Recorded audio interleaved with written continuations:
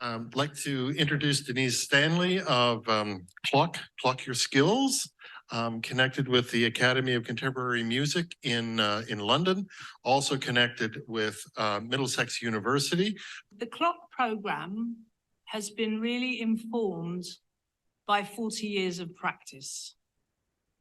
And that practice has been in education, in industry, and in community learning spaces. I grew up in a home where we had one room with heating, we had no books, and if someone came to see us, the television volume went up. If there hadn't have been a library at the end of my road, a small library, the sort of library that governments will cut because it's small, I would not be on this platform. When we're thinking about inclusion, we need to understand that people who need inclusion do not come from a context anything like traditional, formally educated students. And as much money is pumped into widening participation and access budgets, do not reach where those young people need to be reached. If we face the facts, education is an outmoded division of labour model that has put glass ceilings in at level 3 and level 6. My job within CLOC is to smash those 2 glass ceilings. Can you imagine, and I often have, a level playing field for all adults across the world, created by recognizing and validating their achievements at any age and in any field, irrespective of how, when, and where they acquired that knowledge and skills?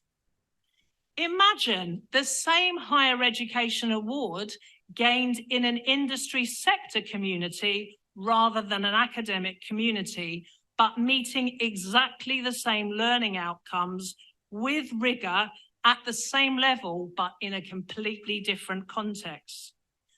I took personally the EU 2012 directive. Every citizen has the right to have their learning recognized and validated, irrespective of the context in which that learning occurred. That is written on my heart, because that is social justice. When 70% of Europeans do not go to university, cannot show the formal certification. Fast forward, that was the premise for setting up the CLOC program. I want to introduce you to some people now. There's Frank. He's a Caribbean man. He left school age 12 with no secondary education at all. It's a Canadian woman called Hannah with a PhD in cultural heritage. There's an English disabled woman who's called Debbie, who's a care leaver, and she's an established creative pioneer. All of these people got the same qualification in the same way, based on what they do now. I am Denise at Clock Your Skills, but I'm also Dee Stanley at ACM. Therefore, I have the opportunity to join up those worlds that rarely join up. But one of the things I've done while I've been there is to write a program called Creative Industries Futures. And in the first module of that, CLOC is one of those options. So that means people who do CLOC anywhere in the world can get exemption for that module and enter a master's, or just have a postgraduate certificate with 60 credits.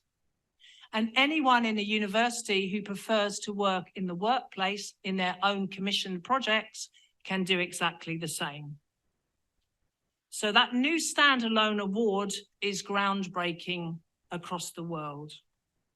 You can bridge to and from an academic program with automatic tariffs already set up on the national credit transfer and pre-negotiated articulation routes. The two elements that are the most powerful in this journey from the point of view of recognition are the professional awards in communities of practice are interchangeable with the academic program. And therefore, there is an automatic articulation for professional awards for people who've actually done the clock sector expert. Clock is currently talking about level 8, which is a PhD through practice. And the reason we're doing that is, as when I gave up performing, because I was a singer and songwriter and gigging musician, I took up the role of a celebrant. I thought, oh, I'm going to learn to be a celebrant. So weddings, funerals, naming. And what I learned as a celebrant, that at someone's funeral, they have a tribute which they never hear about how brilliant they are, the legacy they've left to community, to industry. They don't hear it. That is a clock PhD. Someone who is an industry champion or a community champion, that 12 people are peer reviewing their practice, just like 12 published peer review papers. So this model creates a level playing field for non-formal learners, who are the ones in orange. It also serves as a rapid recognition of prior learning for education, for articulation, and Middlesex University was mentioned. We had an early articulation agreement with them, but it's also a reliable source of work-based competencies for employers, contractors, and investors.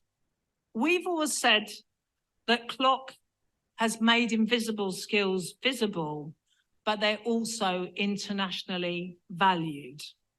And then my last slide is really just summarizing the critical knowledge exchange areas where senior academics are working with industry expert practitioners and leaders to be able to create professionally oriented and opportunity-facing and problem-centered learning that is meaningful and carries both the validation of the industry, but also of higher education if people want it. ACM is very, very fortunate in that Metropolis Studios, which is part of industry, is part of that group.